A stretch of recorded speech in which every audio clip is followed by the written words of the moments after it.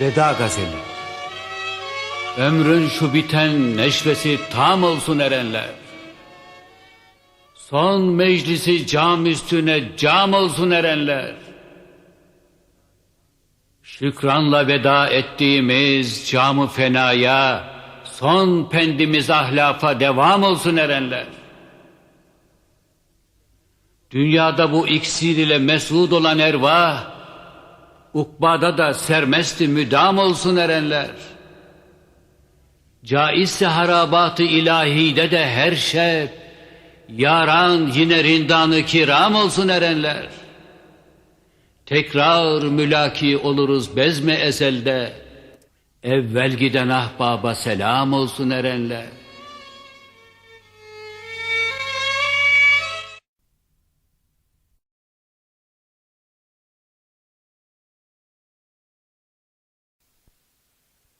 Derviş belli bir müddet muhabbet alıyor. Yani şeyhinin himmetiyle, hizmetiyle, Cenab-ı Hakk'ın inayeti, Peygamberimizin şefaatiyle Hakk'a gelmek arzusundan dolayı Cenab-ı Hak ona hak etmediği nimetleri veriyor. Dikkat edin sözlerime.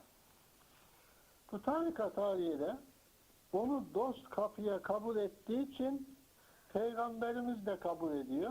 Cenab-ı Hak da kabul ediyor.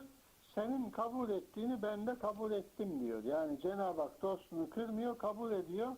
Ona tarikatın muhabbetinden, maneviyatından tattırıyor.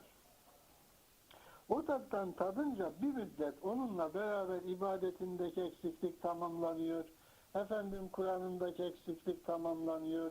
Ahlakındaki eksiklik tamamlanıyor. Giyimindeki eksiklik tamamlanıyor derken sonra nefis diyor ki ya sen yıllardır gidiyorsun ne öğrendin diye nefis başlıyor böyle bir vesveseye, oyun oynamaya. Kardeşimiz tabi bunu kabul edip de deyince doğru ben ne aldım ki diye düşünüyor. Nefsi tasdik etmiş oluyor. Sonra kuru bir ağaca deniyor. Bir bakıyor ki ibadet zorlaşmaya başladı. Ama derviş dese ki ben hatayı nerede yaptım? Ya Rabbi ben hatamı çok yapıyorum ama hangi hatam benim ibadetime engel oldu? Bunu bilemiyorum. Ya Rabbi hatalarımdan sana sığınırım diye bir uyansa o hatayı hemen hatırlayacak, tövbe edecek.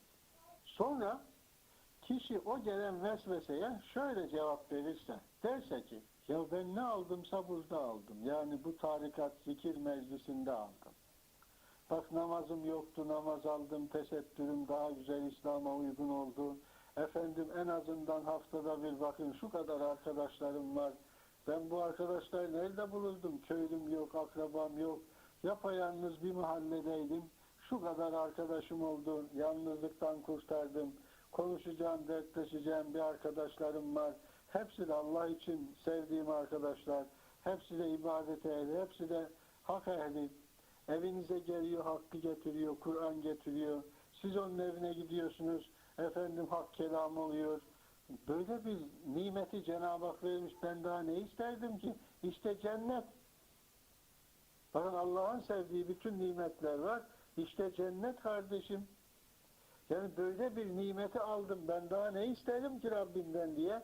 Kişi böyle derse, diyebilirse o zaman Cenab-ı Hak onundan memnun oluyor. Peygamberimiz memnun oluyor. Evliya memnun oluyor. O kişinin gıdasını artıyor, ilim veriyor, irfan veriyor. O zaman o kişi şöyle bir yere gittiği zaman birkaç kelam edince kendi akrabası dahi o insanın sözlerine hayran oluyor. Ya sen bunları nereden öğrendin? Sen bir şey bilmiyordun diye bu defa hayranlıklarını gizleyemiyorlar. Bakın eşinizin, dostunuzun hayran olduğu bir insan oluyorsunuz. Daha ne istersiniz Allah'tan? Kişi böyle düşündüğü zaman Allah da memnun oluyor. Bakın ayet-i kerimede Cenab-ı Hak buyuruyor وَشْكُرُوا لِي وَلَا تَكْفُرُونَ Şükredici olun ama nankör olmayın. Çünkü nankörleri Allah sevmez. Allah'ın sevmedikleri de otomatik olarak şeytana arkadaş olur. Nefsinin esiri olur. Demek ki Allah bizi böyle nimetler vermiş, Allah'ı sevenlerle görüşmüş, Toplantımız Allah için, dağılmamız Allah için. Her birimiz bir memleketin insanıyız, akrabada değiliz. Ama bakın kardeşiz. İnnemel müminûne ihvatun. Müminler kardeştir buyuruyor Cenab-ı Hak ama kardeşliğinde bir yükü var. Kardeşin kardeşe yükü olur. Yani bu yük nedir? Birbirinizi idare etmek. Örneğin şöyle şu eve bu kadar insan gelmiş.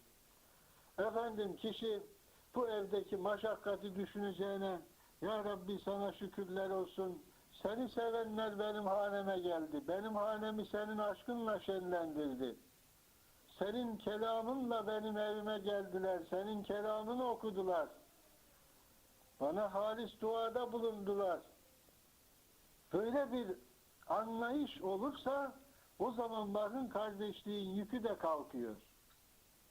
Ama tersini düşünürseniz efendim ya geldiler maşakkatim oldu, efendim bulaşığım oldu, falanım oldu, temizliğim oldu gibi böyle bir endişeye kapılırsanız bu endişe nefsin arzusudur. Nefsin size estirdiği bir rüzgardır ve kurmuş olduğu bir tuzağın adıdır. O zaman Allahu Teala da buna devam ederseniz böyle bir nankörlüğe o zaman Allahu Teala da verdiği nimeti yavaş yavaş çeker alır. Ondan sonra bakarsınız ki dervişleri sevmemeye başladınız. Gaflet ehli gelince şad olursunuz. Mümin gelirse, derviş gelirse o zaman canınız sıkılır. Çünkü bu tehlikedir. Allah-u Teala aldığı nimetler, verdiği nimetleri geri almış oluyor. Siz fark etmeden bu oluyor. Fark ettiğinizde her şey bitmiş oluyor. Ve gene aynı şekilde bakın dikkat ediniz. Allah-u Teala'nın dostu birini severse Allah sever, Resulü sever. Allah birini severse Habibine ben onu sevdim sen de şefaat edeceksin. Peygamberimiz de dostuna ben ona şefaat ettim sen de ona koruyacaksın, muhabbet edip bana getireceksin emrini verir. Bakın birinin tuttuğunu biri tutar, diğerinin tuttuğunu diğeri tutar. Ancak birinin attığını diğeri asla tutmaz. Çünkü Allah kulundan, dostundan ayrı değil, dost Allah'tan ayrı değildir. Şöyle düşünün, bu elektriğin akımı barajlardan çok uzakta ama bakın akım geliyor, elektrik lambası yanıyor. O kabloyu bir yerden kopardığınız zaman sizin buradaki süslü lambalarınız hiçbir işe yaramıyor. Çünkü akım kesildi. İşte Allah dostlarının sevgisi Cenab-ı Hakk'ın muhabbetidir, barajıdır, rahmet numunesidir. İşte bu rahmet numunesi sizlere ibadet oluyor, itaat oluyor, birbirinizi sevmenize sermaye oluyor, birbirinizle toplanabiliyorsunuz, kucaklaşabiliyorsunuz. Bakın dostlardan alıyorsunuz bunu. Dostlar Allah-u Teala dostlar kanalıyla bunu size ikramda bulunuyor. Bu ne kadar büyük nimet. Bakın şöyle etrafınıza, komşularınıza bakın. İnsanların çoğu vefat ediyor da cenazesini kaldıracak biri kalmıyor. Birini bulamıyor. Ve siz şöyle bir memlekette bakın eviniz dolu, evinize sığmıyor arkadaşlarınız var. Ve bizim bir usulümüz var, bir adetimiz var. Bir cenazemiz olduğu zaman biz tutuyoruz, o cenazenin arkasından gene şu cemiyet toplanıyor, o cenazenin arkasından Kur'an okuyor ve tevhid hatmi yapıyor. Yani 70 bin kelime-i tevhid hatmi yapıyor ve bu cenazelerimizin arkasından gönderiyoruz. Bu cemiyet, bu kardeşlerimiz yani ölüde de beraberiz, diride de beraberiz. Öyle olursa zaten bu dostluğun, bu ilginin, bu komşuluğun değeri Allah nazarında değerlidir, şereflidir, yüksektir. Ama biz böyle sadece bir Kur'an okur dağılırsak o zaman sadece okuduğumuz Kur'an'ın sevabını alırız. Allah nazarındaki şerefi, değeri yakalayamayız. Sonra nefis efendim dedi ki sen ne aldın ki dedi. Kul bunu tasdik ederse o zaman nefis biraz daha ileri gidiyor. Kendisine yakın olan dervişlerde kusur aramaya başlıyor. Onlarla arasını açıyor.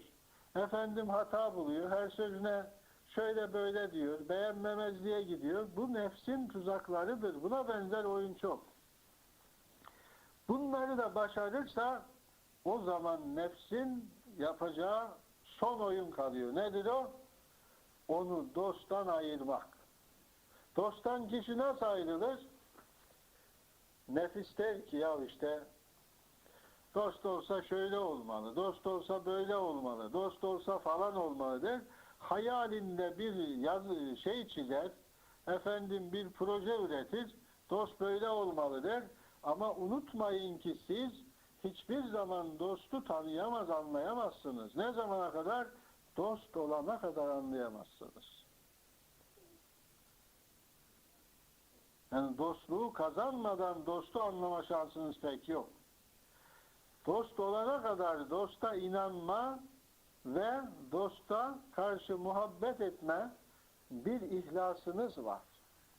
Vazifeniz var. Mecbur muyum? Değilsin ama eğer hakka gitmek istiyorsan evet.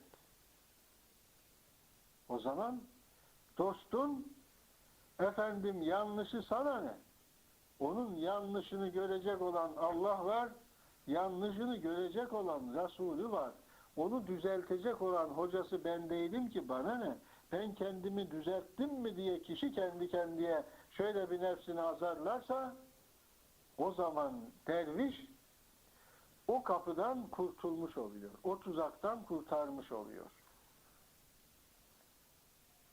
Şeyhine muhalefet ettiği zaman zaten şeytan amacına ulaşmış oluyor. Ha böyle bir tuzağa düştüğümüz zaman ne yapmalı? Aman ya Rabbi ben kim oluyorum ki? Senin dostuna dil uzatıyorum, onda hata arıyorum, kusur arıyorum, falan arıyorum, filan arıyorum diye kişi kendi kendine düşünür. Bakınız, dikkat ediniz. En çok fitne peygamberler meclisinde olmuş. Neden? Çünkü Allah'a en yakın olan onlar olduğu için. Şeytan onları rahat bırakmamak için şeytan elinden gelen bütün oyununu kullanmış. Sonra peygamberlere yakın olan peygamber varisleri, evliyalara oynamış. Kimisinin eşini kandırmış, götürmüş, kimisinin oğlunu kandırmış, götürmüş, kimisinin kardeşini aldatmış, yani şaraba götürmüş, içkiye götürmüş, eğlenceye götürmüş vesaire. Yani her birini şeytan bir şekliyle aldatmış. Neden? Dostunu kandıramadığı için dostunun yakınlarından şeytan intikam almıştır. Bunları iyi bilin. Muhabbet bizim gıdamız, verir yaradan hıdamız. İlmi irfandandır soframız, bu sohbette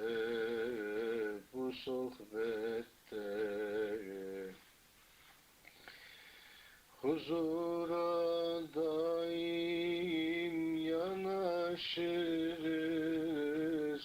haktan yana çalışırız. Kulluk derdini alışırız, bu sohbette bu sohbette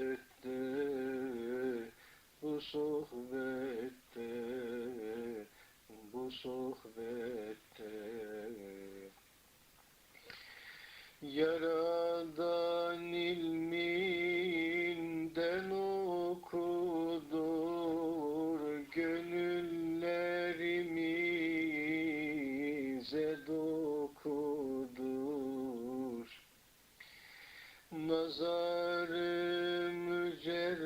kısmet olana baktırır bu sohbette, bu sohbette, bu sohbette, bu sohbette. Nazar ile bakışı var bu sohbette, bu sohbette, bu sohbette. Ömer Faruk aslanlar var, nazar ile bakanlar var, lain şeytanı kovanlar var bu sohbette, bu sohbette, bu sohbette, bu sohbette. Osman'la Kur'an okuyan var, Kur'an'a hizmet kılanlar var. Gönle ilham ekenler var bu sohbette, bu sohbette, bu sohbette, bu sohbette. Ali gibi aslanlar var, cenge çıkıp gezenler var, nefs başını ezenler var bu sohbette, bu sohbette, bu sohbette. Hasan Hüseyin 12 imam, cümle eshab olur tamam. Dilerler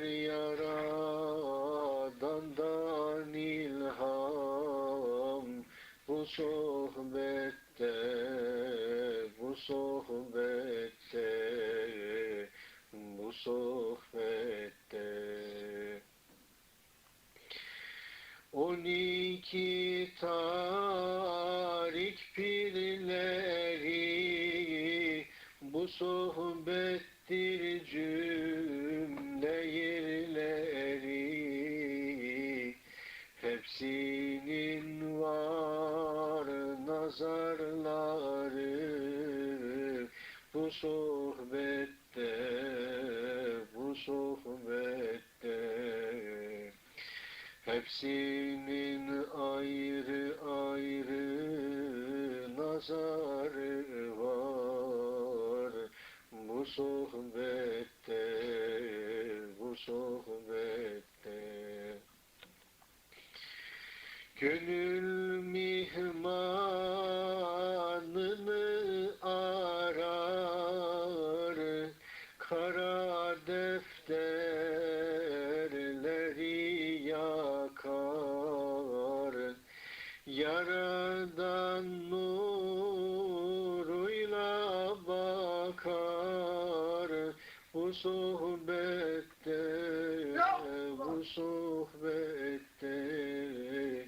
Yaradan nuruyla bakar bu sohbette, bu sohbette. İsmi azam okuyanlar, dört mezhep ehli ol imanlar, aşk ile nara vuranlar bu sohbette, bu sohbette, bu sohbette. Bünyamin yıldırım erleri, Hakkın esrarını saçarlar. Aşk ile cevher dökerler. Bu sohbette, bu sohbette, bu sohbette, bu sohbette. Halil İbrahim gel uyan, yalvar Yaradan'a bağlan. Cümle ehlullah'la olan bu sohbette, bu sohbette, cümle ehlullah'ı seven bu sohbette, bu sohbette. İllallah Muhammeden Resulullah. İnsanlar isyan ederken nefis asla vesvese vermez.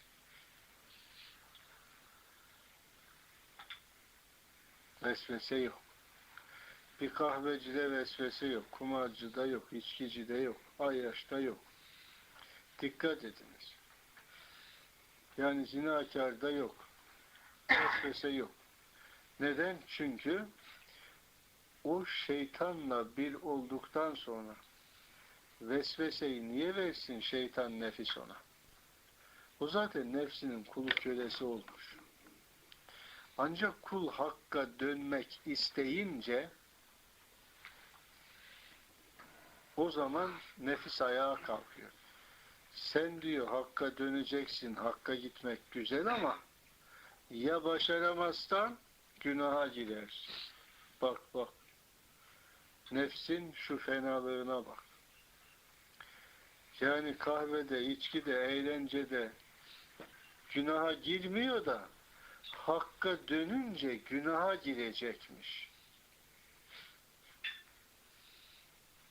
Şu nefsin oyununa bakın. Hemen daha kul yönü dönmeden, Allahu Ekber demeden, başı secdeye koymadan, daha abdest dahi almadan hemen kulu haktan çevirmeye çalışıyor. O zaman kul şöyle demeli: bu benim düşüncem değil. Bu düşünce nefsimin düşüncesi. Bu düşünce bana nefsimin fısıltısı, başka bir şey değil. Ben akıllı bir insanım, benim imanım böyle diyemez. Benim aklım böyle diyemez. Olsa olsa bu bendeki nefistir. Öyleyse ya Rabbi beni nefsimin tuzağına düşürme. Yani o zaman kula düşen vazife bu. Aman ya Rabbi beni bu nefsimin tuzağına düşürme. Bana güç ver. Bana kuvvet ver. Ben bu nefsimin tuzağından çıkıp sana kul olayım. Ya da nefse kul olmaktan kurtarayım, sana kul olayım. Kul böyle hakkı isterse o zaman Allah da kulu istiyor. Şimdi hal böyle olunca Cenab-ı Hak da ona dostlarından bir dost gönderiyor. Yani kul böyle çırpınıp nefsinin ona oyun oynadığını ama kendinin kurtaramadığını idrak eden kişiler kurtuluş istiyor ya, onlara Cenab-ı Hak dost gönderiyor. Yani sevdiği, nefsin hilesini bozabilecek, kendisini hakka götürebilecek bir dost gönderiyor. Nasihatlarıyla, hizmetiyle, himmetleriyle o insanın imdadına koşuyor. Şimdi insanlara burada ne deniyor? İşte tarikat haliyeden bir ders tarif ediliyor. Şimdi ders tarif edilince edilmeden kardeşlerimiz diyor ki ya ben yapamazsam günaha girerim. Zaten 5 vakti kılamıyorum, öbürlerini nasıl yapacağım diye bir tereddütü var. Bu da nefsin oyunu. Halbuki dikkat edin, uyanık olun. Allah dostları, başta peygamberler olmak üzere insanlara ibadeti getirmekle, itaatı getirmekle, kitabı getirmekle, sünneti getirmekle nasıl ki insanlara yüklemediği gibi, aksine insanların yükünü aldığı gibi bütün ehlullah, Allah dostları da aynı şekilde insanların sırtındaki yükü alıyorlar. Bu nasıl oluyor? Bakın, insanları hakka bırakmayan yük nedir? Dünya sevgisi. Maşakkat, minnet falan filan. İnsanın sırtında belini büken en büyük yük dünya sevgisi. Dünya sevgisi derken evlat sevgisi bunun içinde, kadın sevgisi bunun içinde, şehvet, şöhret, vasfı falan filan hepsi bunun içinde. Dünya sevgisi. Allah dostları kendi sevgisinden bir sevgi ikram ediyor. Yani dolayısıyla aşı yapıyor. Bir bakıyorsunuz o insanın duyguları değişmeye başladı. Dün ibadetten yoruluyordu, bugün ibadetsiz kalmayı suç sayıyor. İşte bu Allah dostlarının onlara vurduğu aşıdır ve ibadetsizlik ağır geliyor, ibadet edince dinleniyor. Müminliğin vasfı, meziyeti, şerefi de bu. Yani kul kendi kendine hiçbir zaman nefsin tuzağından kurtarıp da Allah'a kul olma şansını yakalayamıyor. Ancak Cenab-ı Hak dostlarından nasıl dost gönderiyor, ikram ediyor, o dostun sevgisiyle, muhabbetiyle kul Cenab-ı Hakk'a yönünü dönüyor. Tabi burada hemen şunu söyleyelim. Ya toplumda diyorlar, kardeşim Allah'a gitmek dururken yani şeyhe mi gideyim diye fasıkların sözleri çok. Bunlar şeytanın dilidir bakın. Kimden bu sözleri duyarsanız şeytanın dilidir, kulağıdır, elidir, ayağıdır.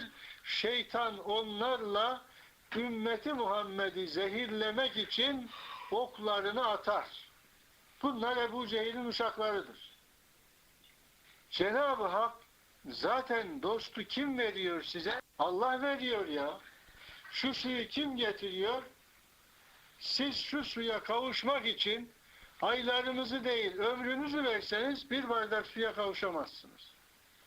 Ama belediye çalışmış, devlet çalışmış, ayağımıza kadar suları getirmiş, biz de çok az bir paraya şu suyu alıyoruz, yıkanıyoruz, temizleniyoruz, içiyoruz, yiyoruz. Yani her ihtiyacımızı karşılıyoruz. Ya bu suyu Allah verdi. Belediye kendi bütçesinden bir su çıkarabilir mi? Dünyayı verse çıkaramaz. Daha dün radyolarda, televizyonlarda diyordu bomba atılacak bulutlara falan filan. Yağmur yağdırmak için. Fakat işte Allah'ın dostları da Allah'ın kullarına vermek istediği nimetleri dostları kanalıyla veriyor kardeşim. Yani siz Allah'ın dostunu bulmadan Allah'a peygamber bulamazsınız ki. Allah'ın dostuna dost olan Allah'a dost olur. Allah'ın dostuna düşman olan Allah'a düşman olur. Allah'ın dostundan uzak olan Allah'ın düşmanlarına asker olur. Bakın geçmişteki tarihimize bakın. Herkes Allah'ın dostlarıyla beraberdi. Devletimiz dünyaya hükmediyordu. Ama Allah'ın dostlarından ne zaman ayrıldık? İşte dünya bize hükmeder oldu. Nefis bize hükmeder oldu. Bütün dünya bizi esir etmeye çalışıyor. Onun için yani Allah'ın dostlarına yaklaşmadan Allah'ı bulma imkanı yoktur. İbadete, itaate yanaşma şansımız da pek yoktur. Fasıkların sözleri. Efendim iyi güzel de ben yapamam. Ne yapacaksın kardeşim? Ne yapacağın ne var? Allah'a kul olacaksın. Kul olmazsan ömür bitiyor. Yarın cezasını çekeceksin. Bitmez bir zaman var. Ahiret hayatı, kabir hayatı. Bitmeyen bir zaman. Az bir zaman değil ama dünya hayatı çok kısa bir zaman. Bir anlık mesele. Var mısın, yok musun? Belli değil. Fakat ahiret hayatı öyle değil. Şu bir anlık dünyada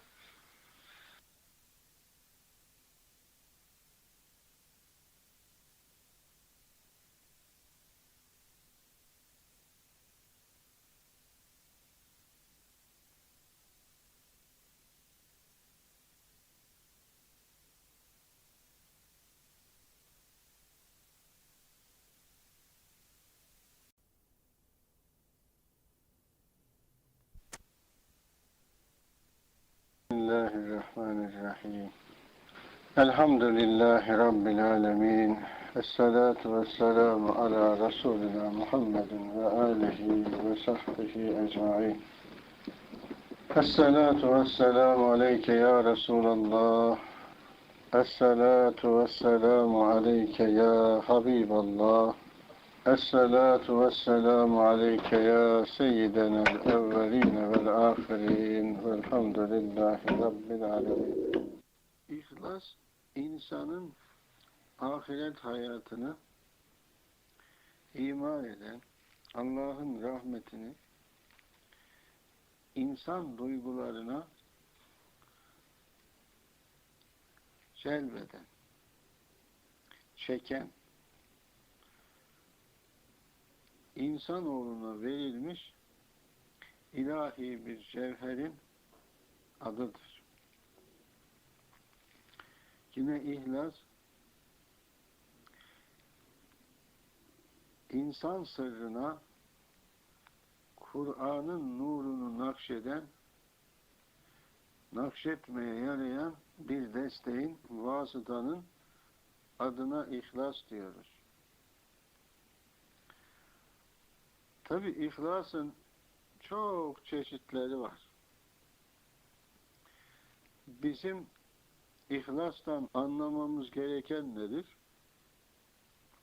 Kulun Allah'a karşı ihlası, kulun bir ümmetin Allah'ın Resulü Peygamberimiz Muhammed Mustafa sallallahu teala aleyhi ve sellem Efendimiz'e karşı ihlası, diğer peygamberlere karşı ihlası, kitaplara, meleklere karşı ihlası ve bir kişinin Allah'ın ve Resulünün rahmetini getiren bir kişinin rahmet ve muhabbet kaynağı olduğuna inanç ve itikadının, duygularındaki sevginin adıdır ihlas. Eğer bu varsa sizin ruhunuzda Allahu Teala'nın hazinesi var demektir. Eğer sizin duygularınızda böyle bir ihlas yoksa okuduğunuz Kur'an size yük olur. Yükün adı nedir? Ben Kur'an okudum işte, hatim yaptım falan ettim diye övünürsünüz, benlik olur, riya olur, hasetliğe, fesatlığa sermaye olur. Demek ki ihlassız bir insanın ameli benliğe, riyaya, kibire, Allah'ın sevmediği bir takım kapılarda açmaya destek oluyor. Fakat ihlasla okunan bir hatim değil, İhlasla okunan bir ayet dahi insan sırrını nurlandırmaya, insanı Allah'a yaklaştırmaya, ümmeti Resulullah'a, dervişi evliyaya yaklaştırmaya en büyük basamak en büyük destektir. İhlas ile dervişin oturup bir sohbette boynunu bükmesi, efendim himmet demesi, peygamberini çağırması, Allah'ı çağırması, bu da dervişin ihlasıdır. Bu da kazanacağı sermayenin tadı, tuzu ve kaynağıdır.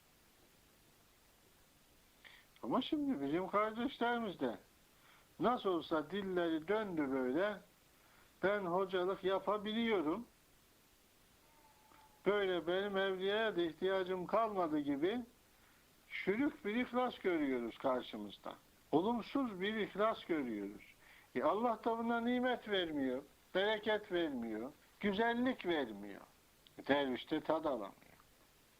Tabii ben böyle derken hani herkes birbirini suçluyor. Herkes ya da kendisine hizmet edeni suçluyor. Hizmet edeniniz ihlassız da siz ihlaslı mısınız? Yani ben birinizi ayırıp birini de söylemiyorum.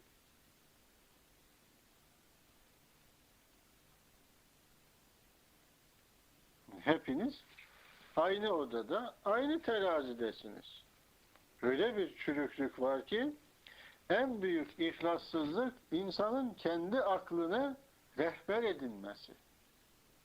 En büyük ihlassızlıktır. İhlassızlığın temel noktası buradan başlıyor. Yani bir mürşid-i kamile bende olan bir insanın aklını biraz geride bırakması lazım. Mürşidini aklına bir yönetici kabul etmesi lazım. Duygularını mürşidine bir açması gerekiyor. Benim duygularımda olmayan mürşid bana hizmet etmiş sayılmaz, edemez. Yani benim inandığım mürşidim duygularımda bana ikramda bulunan zatın adıdır. Öyle oluyor mu ki? Öyle olmasa uzaktan nasıl sana himmet verir, muhabbet verir, senin kalbine, gönlüne ilham eder de dervişe hizmet ettirir. Yani mürşid-i kamil dediğiniz zaman Cenab-ı Hakk'ın hay sıfatıyla hayata geçmiş, dirilik kazanmış, tecelli ilahiden nasibini almış, gönülden gönüle hizmet etme imkanını, yetkisini Cenab-ı Hak kendisine vermiştir. Yani mürşid-i kamil dediğiniz zaman böyledir. Benim gönlümde, benim duygularımda mürşid-i kamili kabul ettiğim zaman o zaman bana yönetici olur. O ne güzel arkadaş olur. O ne güzel yönetici olur. O ne güzel sevgi olur.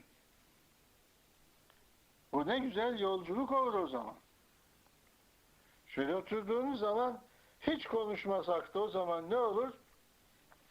Kalbimizde, gönlümüzde ilahi bir cevher taşımış, elektrik kablosundan akan bir görünmediği halde elektrik kablosunun içerisinden gelip de bizim lambamızı yakıp odamızı aydınlatan bir ilahi akım gibi kalplerimizi, gönüllerimizi, duygularımızı o zaman Allah sevgisiyle aydınlandığını göreceğiz, şahit olacağız.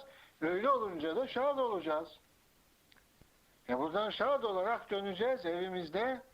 O huzuru, o tadı götürmüş olacağız. Onu evimizde de yaşayacağız. O zaman işte ibadetin tadı da olur, lezzeti de olur, sohbetin bereketi de olur.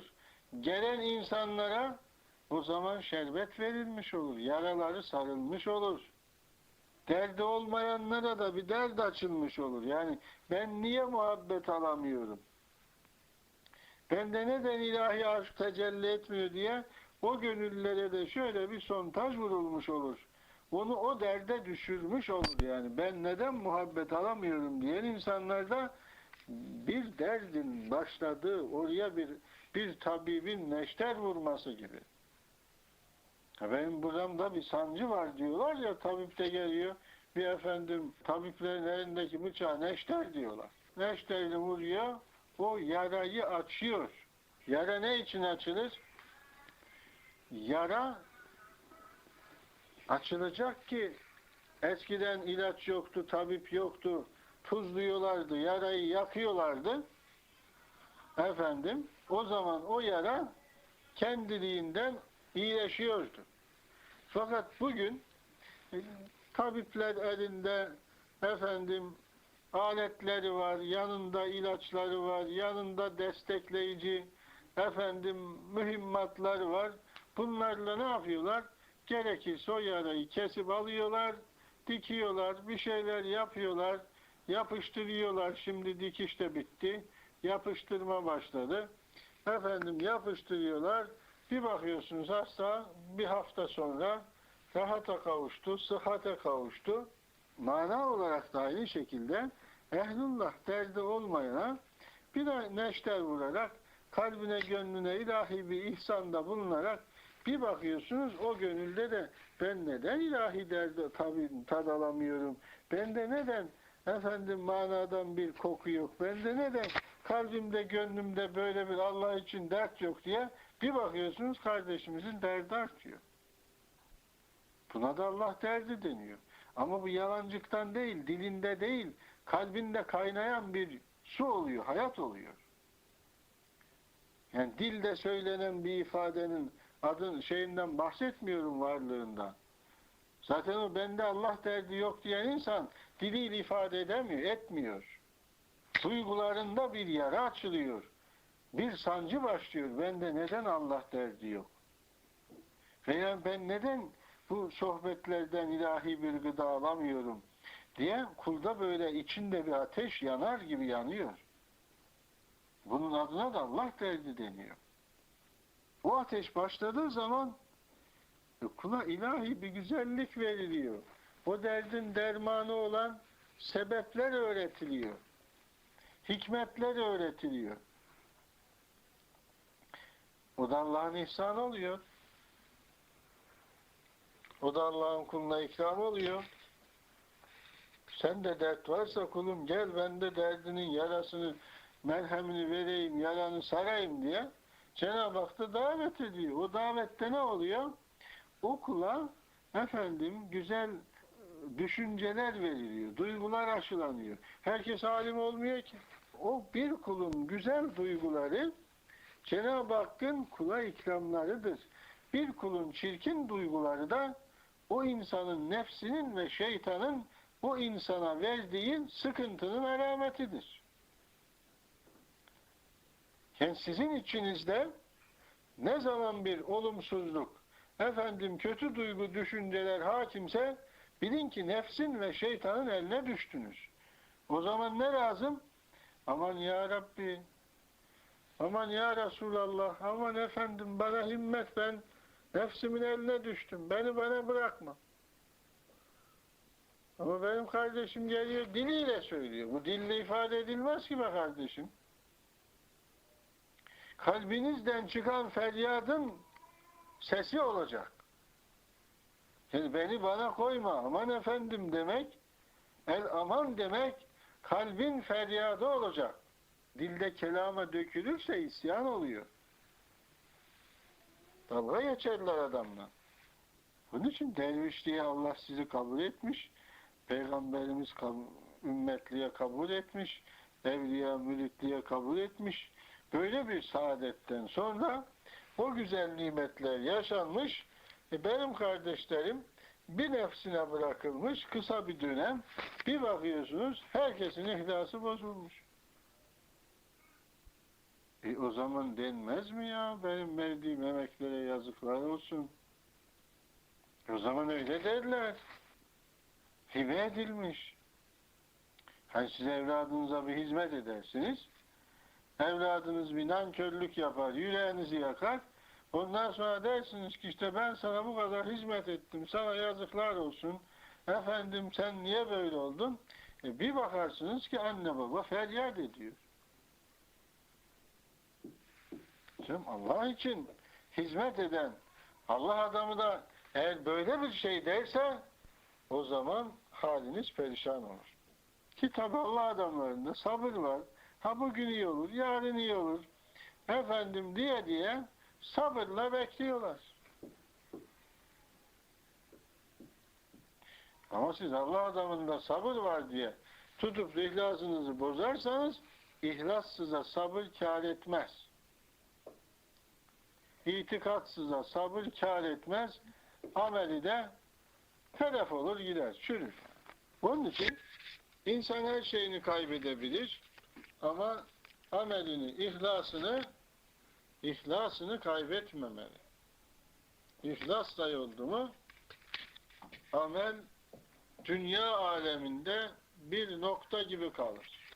Kocaman dünyanın yanında bir noktanın da hiçbir değeri olmaz o zaman. Onun için ihlasla amel binanızı yapıyorsunuz. İhlassız olunca da bütün ameliniz yıkılmış oluyor.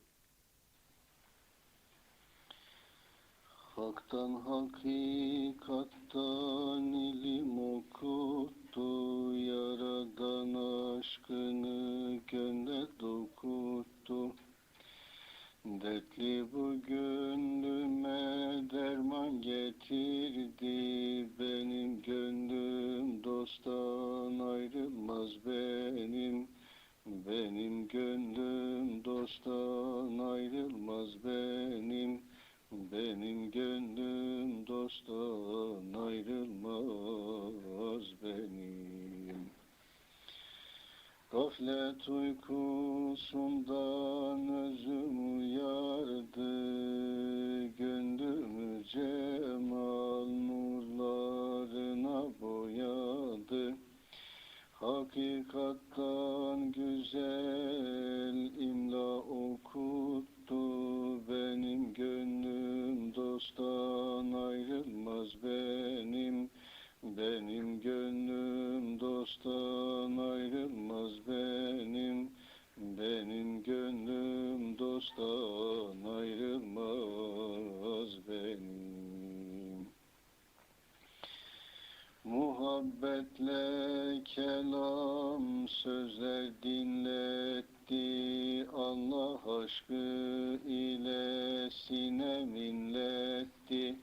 Füyuzat şehrinden feyiz bağlattı, benim gönlüm dosttan ayrılmaz benim. Benim gönlüm dosttan ayrılmaz benim. Benim gönlüm dosttan ayrılmaz benim. Zahirde batında yollar yürüttü, yollar yürüttü. Nuru Muhammed'e gönlüm bürüttü. Aşkı ile dile tevhid okuttu. Benim gönlüm dosttan ayrılmaz benim. Benim gönlüm dosttan ayrılmaz benim. Benim gönlüm dosttan ayrılmaz benim. Gafil cahillerden seçti ayırdı, yaradan rahmetinden nasipdar etti. Aşkı ilahiden aşkını verdi, benim gönlüm dosttan ayrılmaz benim. Benim gönlüm dosttan ayrılmaz benim. Benim gönlüm dosttan ayrılmaz benim. Dervişanlar ile deme daldırdı, seherlerde kalkıp zara düşürdü. Geçilmez engelleri bir bir geçirdi, benim gönlüm dosttan ayrılmaz benim. Benim gönlüm dosttan ayrılmaz benim. Benim gönlüm dosttan ayrılmaz benim. İlminden imla verip daim okuttu, Nakşi feyizinden nakış dokuttu.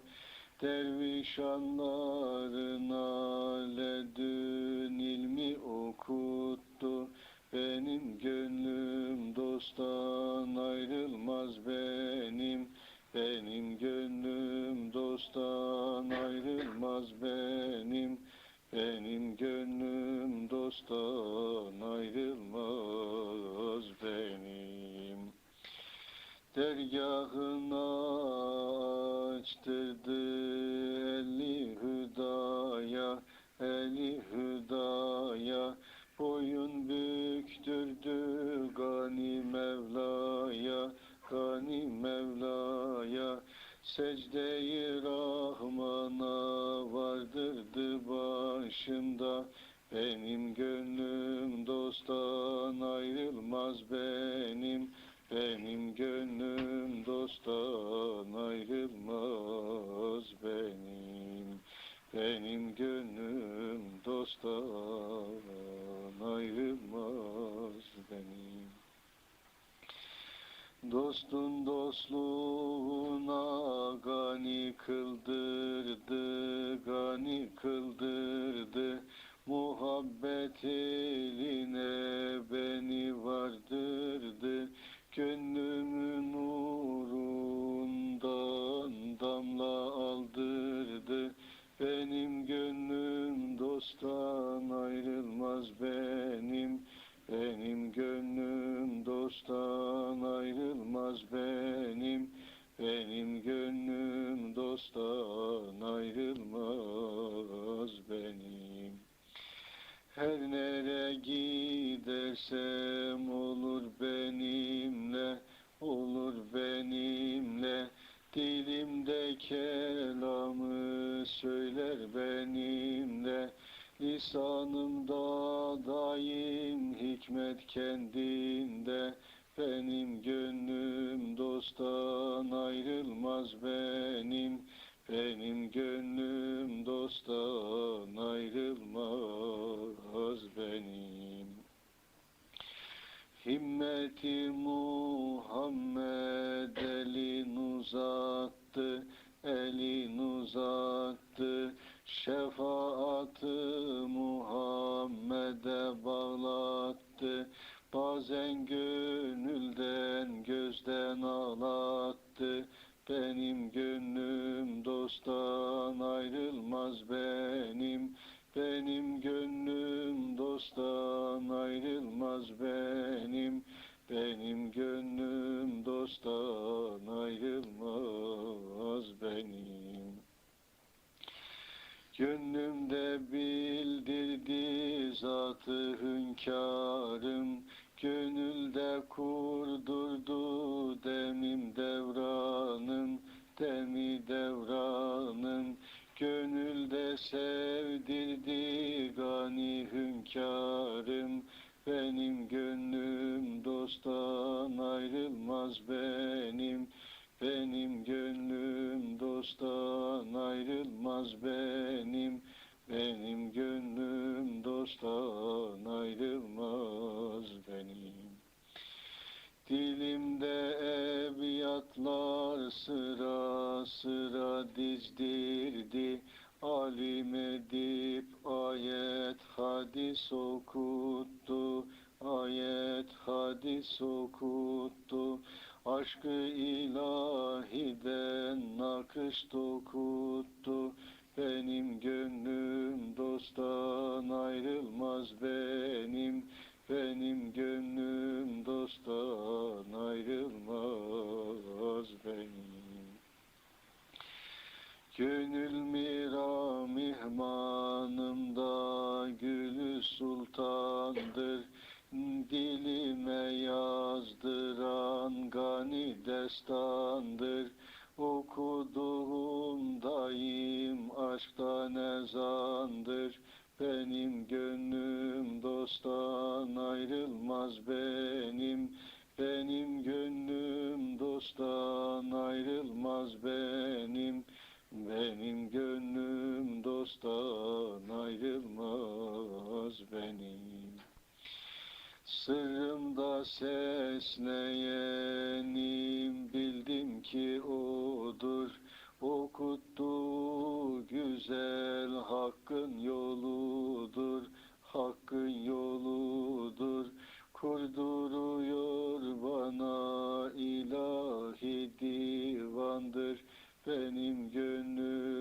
dosttan ayrılmaz benim. Kurdurdu kula ilahi divandır. Benim gönlüm dosttan ayrılmaz benim. Benim gönlüm dosttan ayrılmaz benim. Dostun dostluğudur iki cihana ayan. Dilimizde eder bunları beyan. Olmuştur gönlümüz zatına hayran. Benim gönlüm dosttan ayrılmaz benim. Benim gönlüm dosttan ayrılmaz benim. Ayrılmaz benim. Dostun varlığıdır dizimde derman. Kalbimde gönlümde gizlenen iman. Gizlenen iman. O oldu cümlece derdime derman. Benim gönlüm dosttan ayrılmaz benim. Benim gönlüm dosttan ayrılmaz benim. Ayrılmaz benim. Gönül aşık olmuş dostuna ayan. Dostuna ayan. Aşkını yazamaz asla bir kalem, asla bir kalem. Zayıf kalır dilde tariften kelam. Benim gönlüm dosttan ayrılmaz benim. Benim gönlüm dosttan ayrılmaz benim. Benim gönlüm dosttan ayrılmaz benim. Gönüle dost olan hakkın dostları, gönül ehline yol gösteren kulun aslanı, kulun aslanı. Yazdırır yaradan nice destanı. Benim gönlüm dosttan ayrılmaz benim. Benim gönlüm dosttan ayrılmaz benim. Ayrılmaz benim. Sırrımda sesleyen bildim ki odur. Bildim ki odur. Kul olan kulluğun dost ile bilir. Dost ile bilir. Cümle kullar dostlar rızayı bulur. Benim gönlüm dosttan ayrılmaz benim. Benim gönlüm dosttan ayrılmaz benim. Benim gönlüm dosttan ayrılmaz benim. Gönül dostluğuna hayran geziyor. Ayık olan kullar anı seziyor. Anı seziyor. Gaflet ehli olan asla bilmiyor. Benim gönlüm dosttan ayrılmaz benim. Benim gönlüm dosttan ayrılmaz benim. Ayrılmaz benim. Deva şifa gelir hakkın dostundan, hakkın dostundan. Kul olan yolu bulur anın nurundan, anın nurundan. Huzur bulur kullar dostun nurundan. Benim gönlüm dosttan ayrılmaz benim. Benim gönlüm dosttan ayrılmaz benim. Halil İbrahim'dir dosta hayran gezer. hayran gezerim.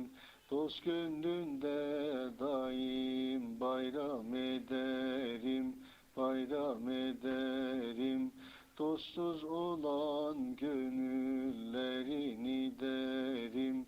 Benim gönlüm dosttan ayrılmaz benim. Benim gönlüm dosttan ayrılmaz benim. Ayrılmaz benim. İllallah Muhammedur Resulullah. Hakka ilahi ente mahsudu zaten.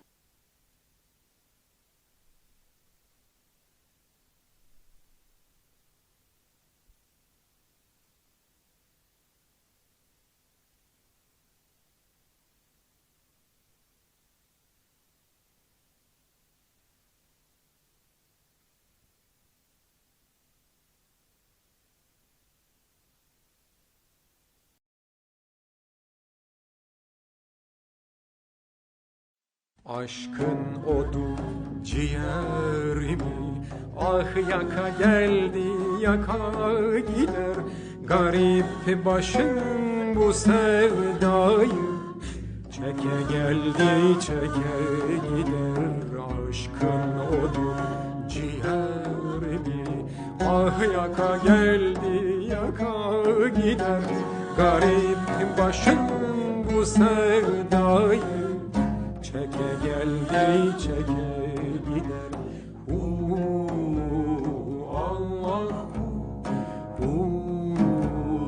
Mevlam Allah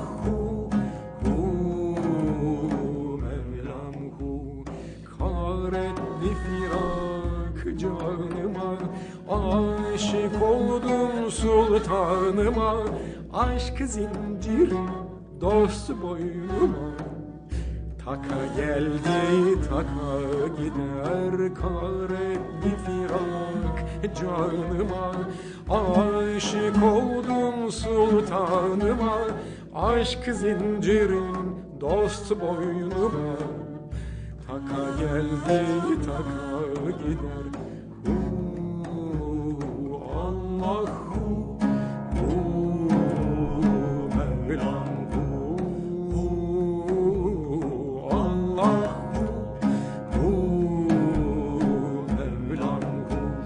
sadıklar durur sözüne, gayrı görünmez gözüne. Bu gözlerim dost yüzüne, baka geldi baka gider. Sadıklar durur sözüne, gayrı görünmez gözüne. Bu gözlerin dost yüzüne, baka geldi baka gider. Allahu Mevlam Allahu Mevlam. Bülbül eder ah figan, hasret ile yandı bu can. Benim gönülcüğüm ey can, çıka geldi çıka gider. Bülbül eder ah figan, hasret ile yandı bu can. Benim gönülcüğüm ey can, çıka geldi çıka gider. Allahu Mevlam Allahu Mevlam. Aşık Yunus der sözleri, efgan eder bülbülleri. Dost bahçesinde gülleri, koka geldi koka gider. Aşık Yunus der sözleri, efgan eder bülbülleri. Dost bahçesinde gülleri, koka geldi koka gider. Allahu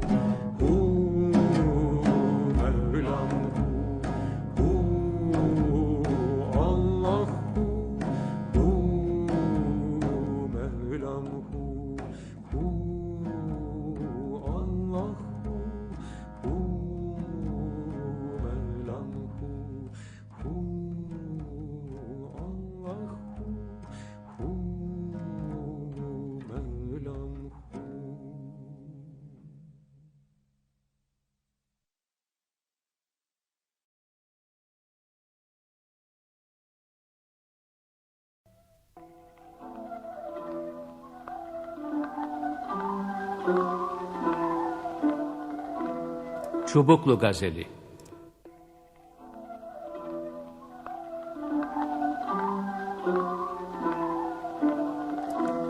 Aheste çek kürekleri, mehtap uyanmasın. Bir alemi hayale dalan alp uyanmasın. Aguşu nevbahar daha bidedir cihan. Sürsün sabahı haşre kadar halp uyanması. Dursun bu musiki semavi içinde saz. Leyli tarapta bir dahi mızrap uyanması. Ey gül sükuta varmağı emreyle bülbüle. Gülşende mest zevk olan ahbap uyanması. Değmez kemal uyanmaya ikbali ömür için. Varsın bu uykudan dili bitap uyanması.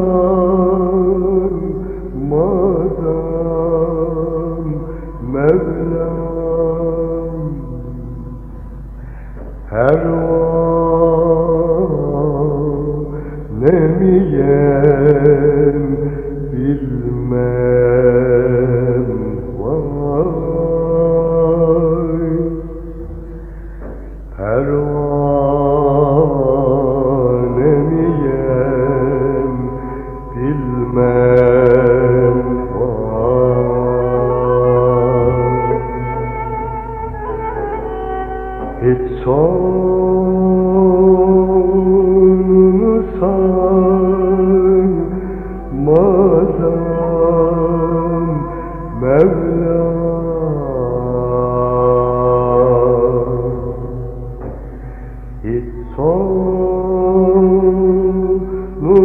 saymadan Mevlam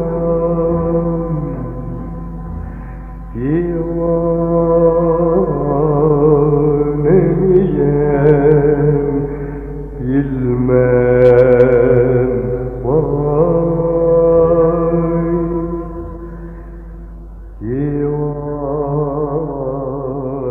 divaneyim bilmem vay.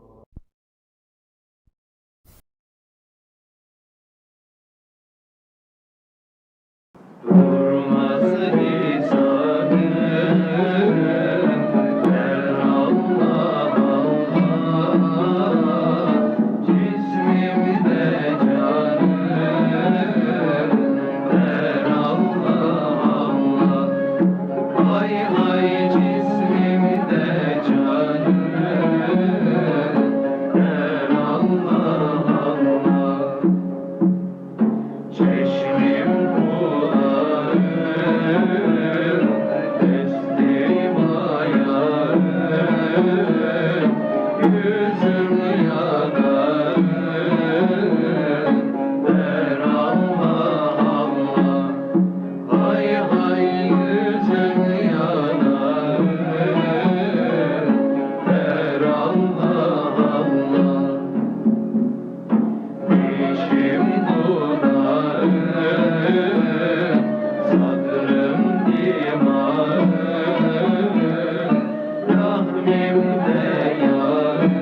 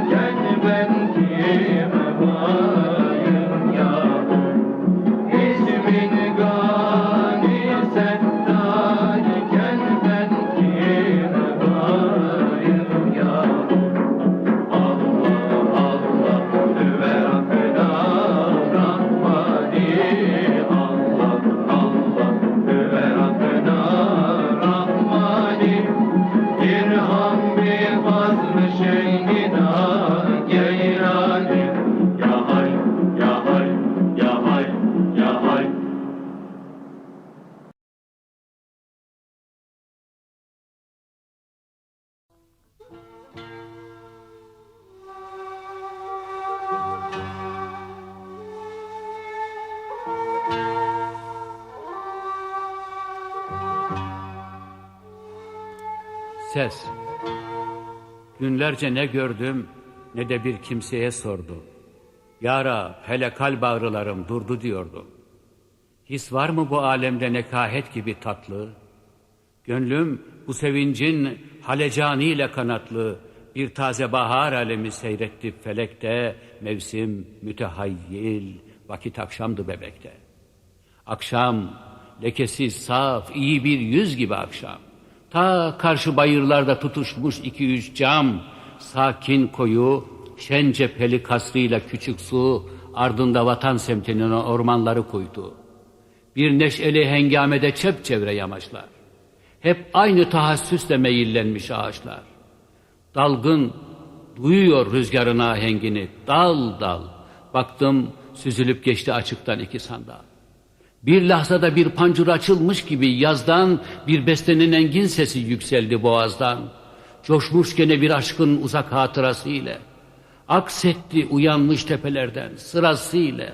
Dağ dağ o güzel ses bütün etrafı gezindi. Görmüş ve geçirmiş denizin kalbine sindi.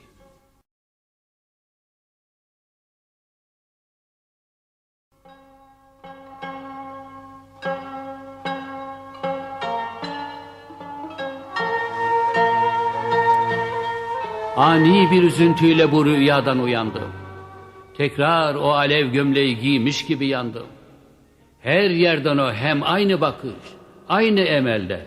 Bir kanlı gül ağzında ve mey kasesi elde, her yerde o hem aynı güzellikte göründü. Sandım bu biten gün beni rahmettiği gündü.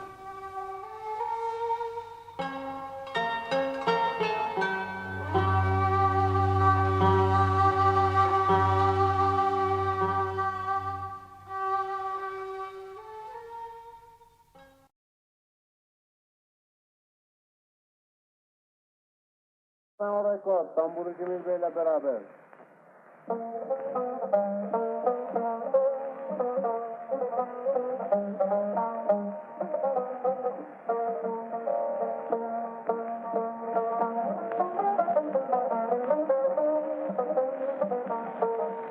Aman hem zaman bir an kıyas olur, alem bu yana evden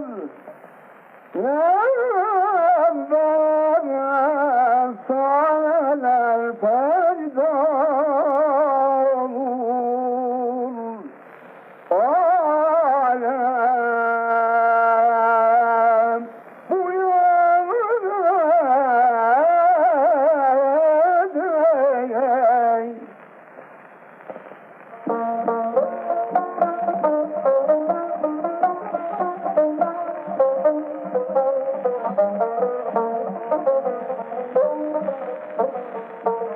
Hamd basıkım tefekkür aleminde ol gönül vakti sazmanın sonu gelmez. Olur alem bu yönede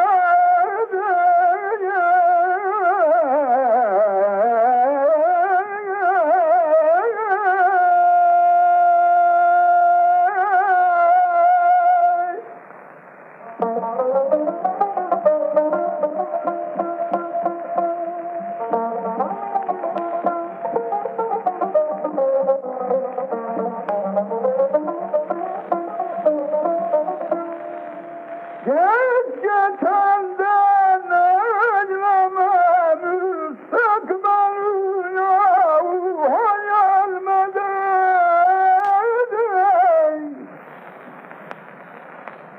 Vakti termanın sonu gelme olur alem bu yanededim. Görme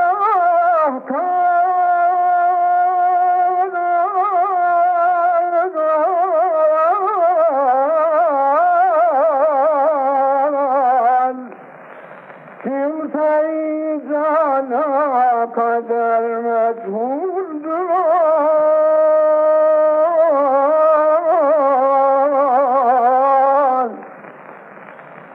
Hakkı bir kualem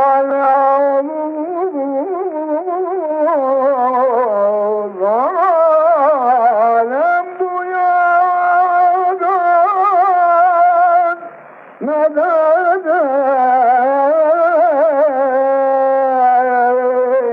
yani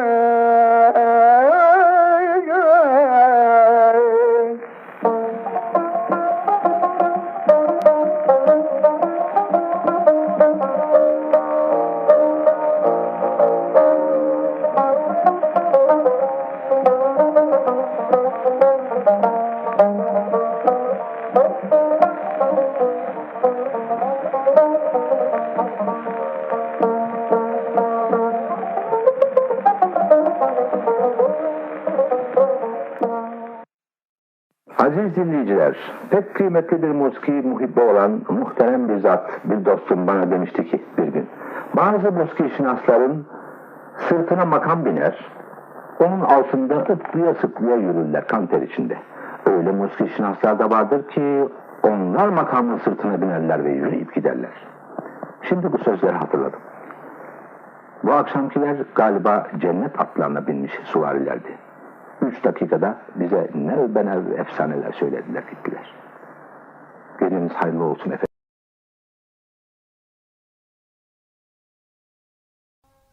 Çamlıca Gazeli.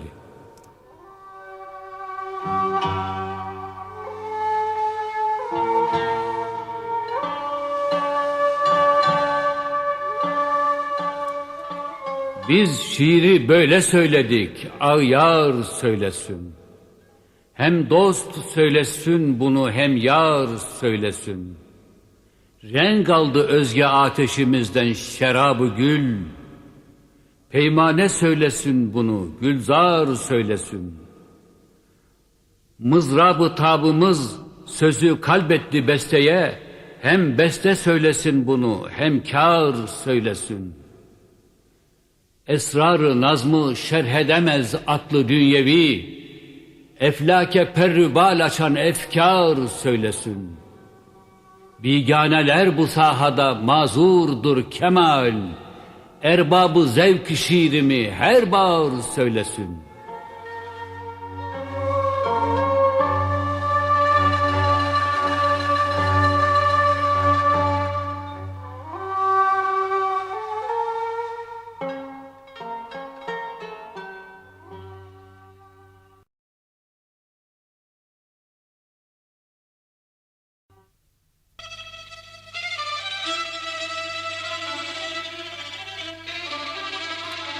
Akıncı. 1000 atlı akınlarda çocuklar gibi şendi. 1000 atlı o gün dev gibi bir orduyu yendi. Ak tolgalı beylerbeyi haykırdı ilerle. Bir yaz günü geçtik Tuna'dan kafilelerle. Şimşek gibi bir semte atıldık 7 koldan. Şimşek gibi Türk atlarının geçtiği yoldan. Bir gün dolu dizgin boşanan atlarımızla yerden 7 kat arşa kanatlandık o hızla. Cennette bugün gülleri açmış görürüz de hala o kızıl hatıra titrer gözümüzde. 1000 atlı akınlarda çocuklar gibi şendik. 1000 atlı o gün dev gibi bir orduyu yendik.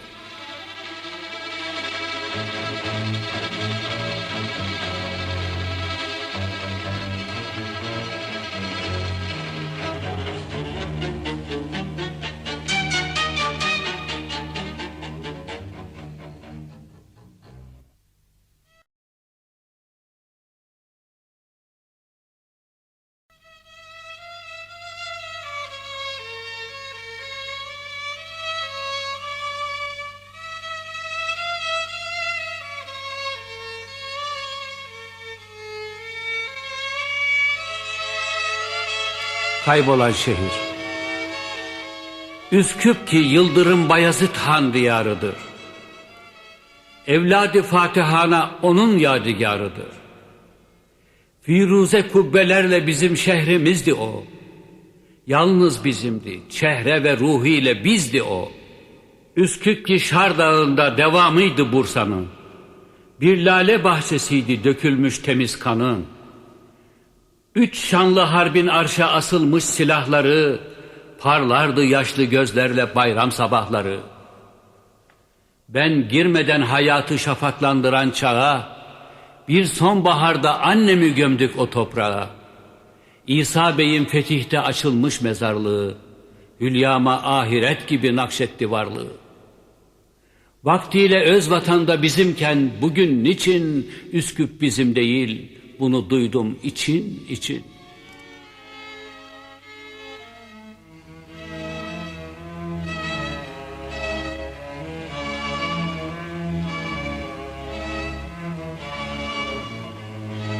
Kalbimde bir hayali kalıp kaybolan şehir.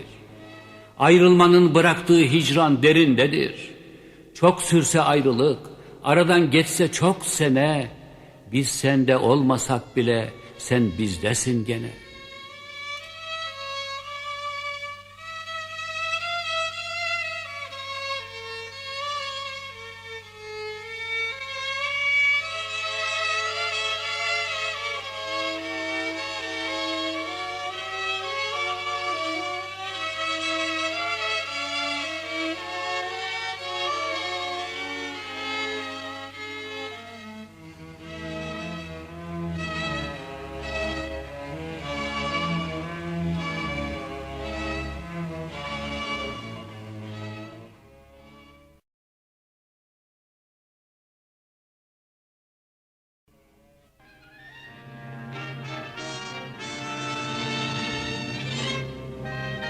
Ufuklar. Ruh ufuksuz yaşamaz. Dağlar ufkunda mehabet, ova ufkunda huzur, deniz ufkunda teselli duyulur.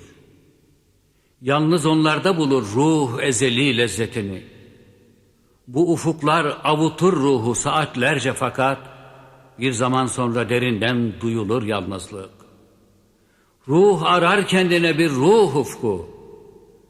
Manevi ufku çok engin ulu peygamberler, bahsin üstündedir onlar, lakin hayli mesud idiler dünyada. Yaşıyorlardı havarileri ashabıyla. Ne ufuklar, ne güzel ruh imiş onlar ya Rab.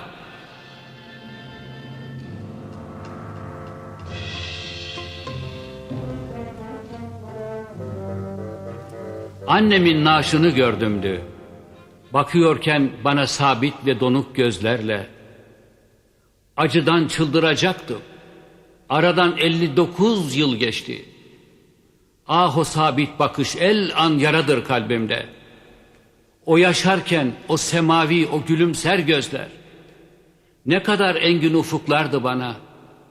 Teneşir tahtası üstünde o gün. Bakmaz olmuşlar artık bu bizim dünyaya. Yaşayan her fani, yaşayan ruh özler, her sıkıldıkça arar, dar hayatında ya dost ufku ya canan ufku.